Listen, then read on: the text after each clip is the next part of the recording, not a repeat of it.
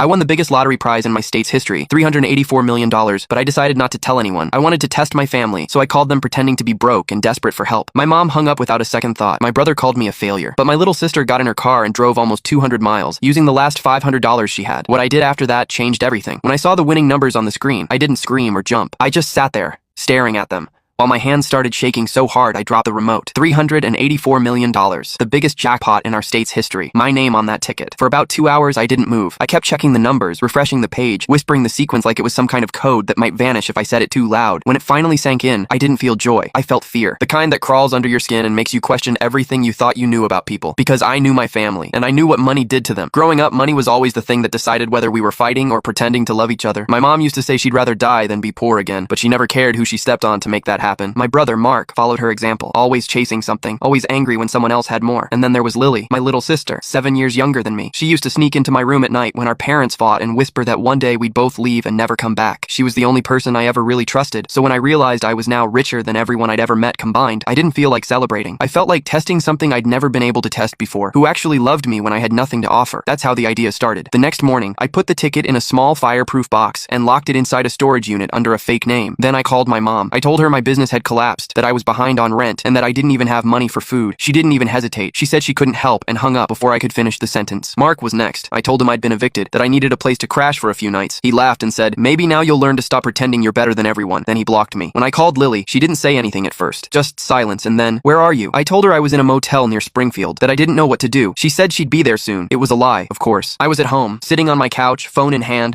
waiting to see what she'd actually do. 4 hours later, she texted, "I'm halfway there. Please don't go anywhere." I froze. I asked her how she was coming. She said she was driving. I knew she didn't have much money left. She just quit her job a week ago to start nursing school. I asked her if she could afford the trip. She said she'd use what she had left, 200 miles, $500, just to check if her brother was okay. I sat there staring at my phone, feeling this mix of guilt and awe. She was the only one who didn't ask for proof, didn't hesitate, didn't make it about herself. When she finally showed up at the motel, the one I told her I was staying in, I wasn't there. She called, panicked, and I told her the truth. I said, "Lily, I'm fine. I just needed to know who would really be there for me." She didn't answer. The line was quiet for a few seconds, then she said, "You made me think you were in trouble. I drove all night. I sold my laptop to afford gas." Her voice cracked, and that sound, that tiny broken sound, made me realize I had gone too far. I tried to explain that it was about trust, that I'd been hurt so many times before, that I needed to see who actually cared. But the more I talked, the more I knew it didn't matter. I'd betrayed the only person who didn't deserve it. She said, "You wanted to know who cared? Now you know." Then she hung up. That night, I sat in my car outside her apartment. Her lights were off. I didn't go in. I just stayed there until sunrise, holding the lottery ticket in my hand and realizing that for the first time in my life, I couldn't buy my way out of what I'd done. And what I decided to do next changed everything. The next morning, I drove to Lily's apartment before she could leave for class. I expected her to slam the door in my face, and honestly, I would have deserved it. But she opened it, stood there with swollen eyes and messy hair, and didn't say